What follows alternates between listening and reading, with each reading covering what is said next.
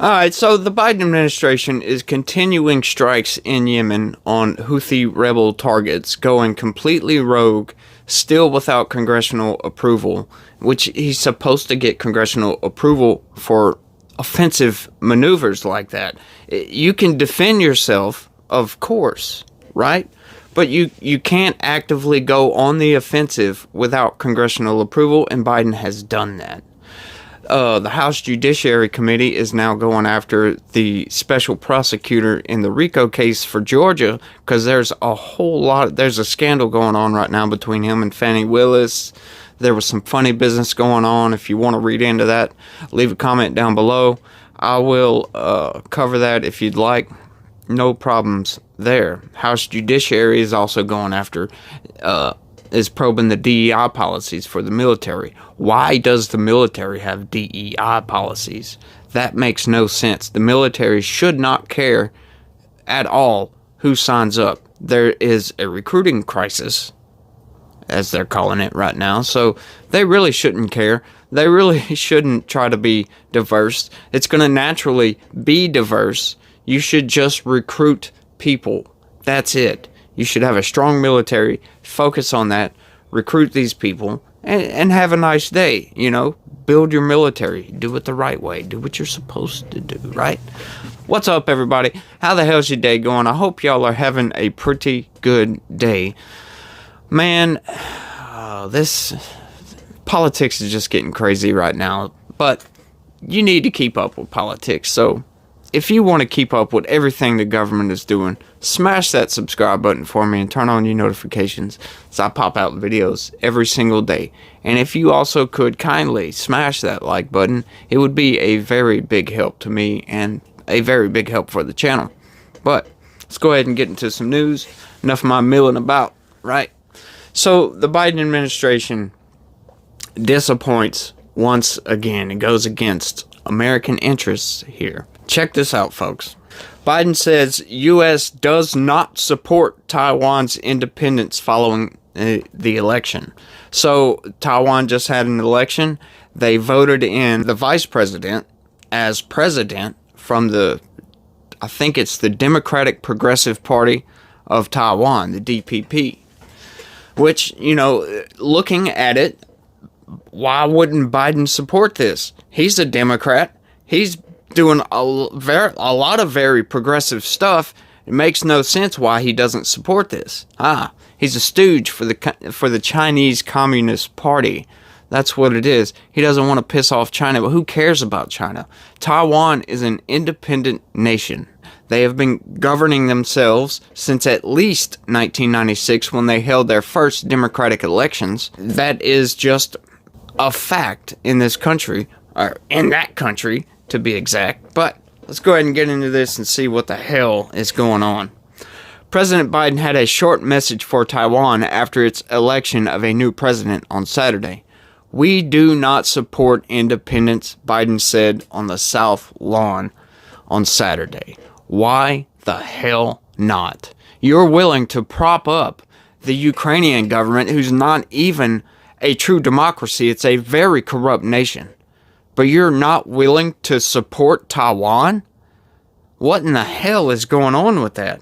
Taiwan voters elected Vice President Lai Ching-te, who goes by William, as president Saturday, keeping the ruling party, the Democratic Progressive Party, in power for its third straight term. The result of the election will determine the country's relations with China for the next 4 years. China claims to rule the strip of water between the countries and claims sovereignty over the island despite it being a self-governed for nearly 3/4 of a century. China previously warned that the election was critical as voters could be choosing between war and peace. Biden's stance reinforces one China policy in recognizing Beijing's claim that Taiwan is historically part of the mainland. The U.S. has committed to informal relations with Taipei. That flies in the face of American interests. We have the vast majority of our microchips are built in Taiwan. Taiwan has a massive infrastructure for the mining of all the materials needed for these chips and putting them all together. That's a whole nother story within itself. Taiwan is one of our greatest allies. Why in the hell would the Biden administration choose to be a stooge for the CCP? I don't understand this. China's been threatening to invade Taiwan militarily for a long time. And we need to stand up to that. We have been standing up to that. The U.S. runs carrier strike groups through the Taiwan Strait all the time because that's international waters. China has claimed almost the entirety of the East China Sea as their sovereign territory, right?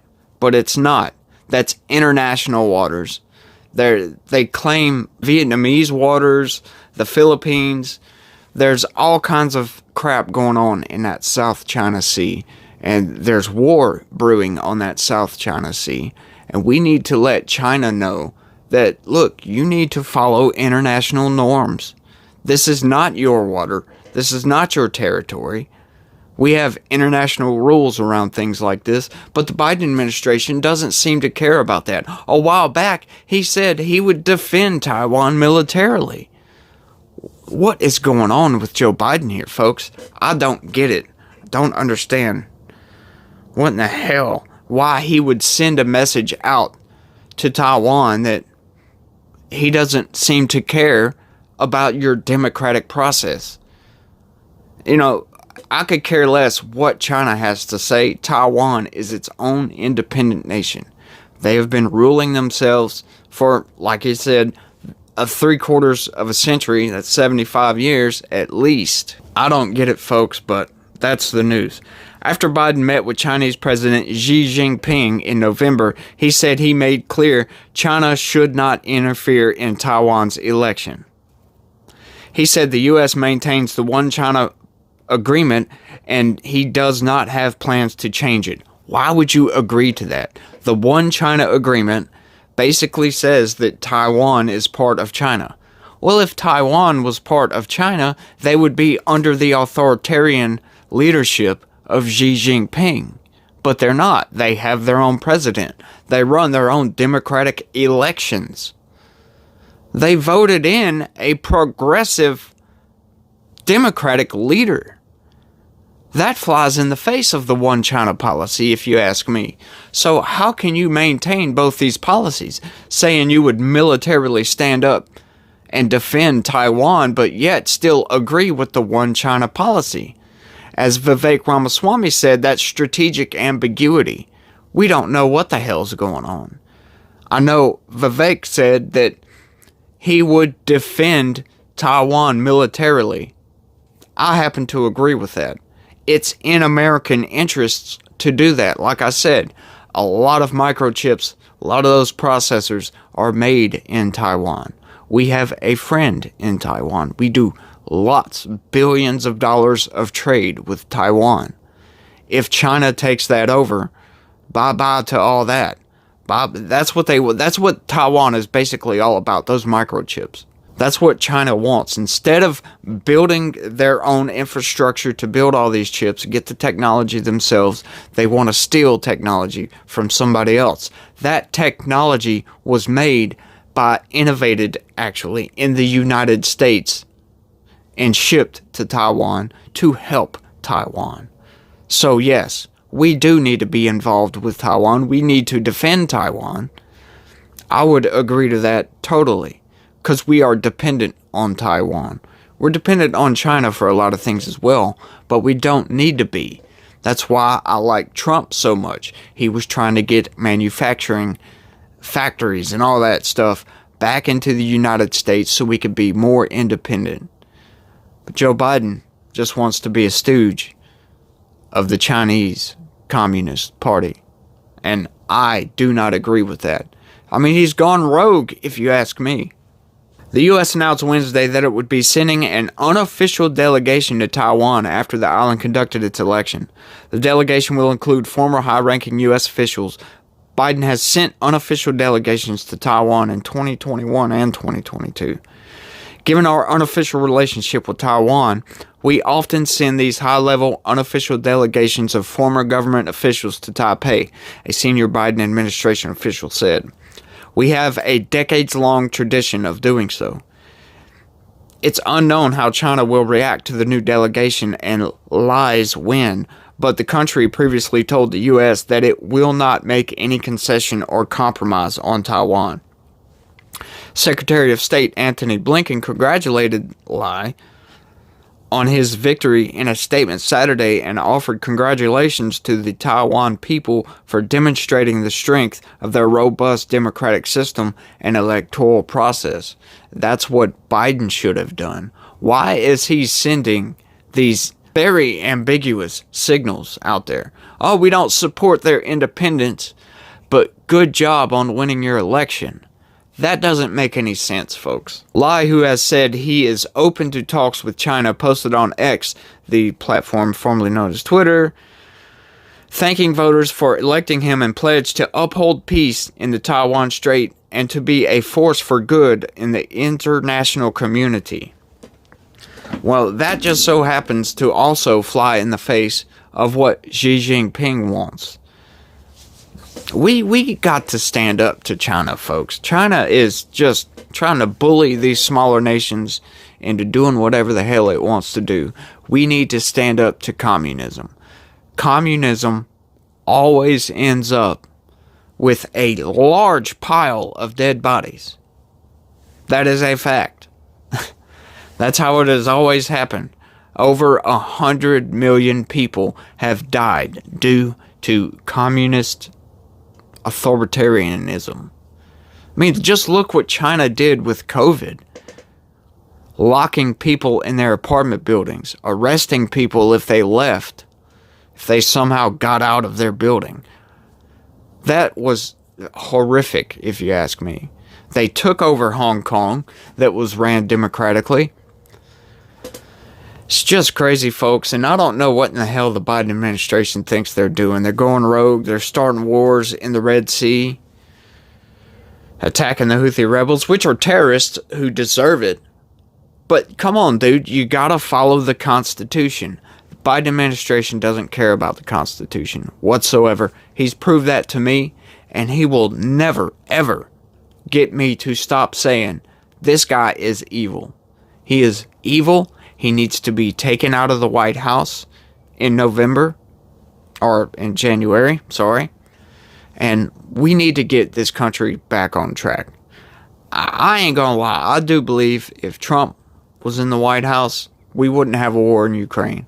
We wouldn't have a war in the Red Sea.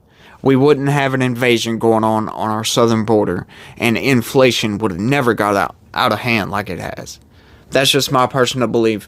Let me know what you think about that in the comment section. And let me know what you think about Biden's mixed signals that he's sending out there to Taiwan and to China and all these other places. I'm not very big on foreign policy. I'm more of a America First domestic policy kind of person, but I had to cover this because that's kind of a crazy story. That's very insane to me for Joe Biden to say he doesn't support Taiwanese independence when they've been independent for 75 years now, ever since the quote-unquote end of the Chinese Civil War, when, the democratic forces, the Republic of China, was pushed out of China to Taiwan. Yeah, when the communist revolution took over, the Mao revolution took over, and we ended up with, I think the numbers for just the Chinese, that revolution that happened was like 75 million, something like that, Chinese people dead in their cultural revolution, which is happening in the United States right now as we speak. And we need to stop it with every ounce of our being. So I always say, right now, any time is a good time to stand up and fight against this woke movement that's taking place in this country. And we're doing a good job, folks. We're doing a very good job. But we need to keep pushing. We need to keep pushing.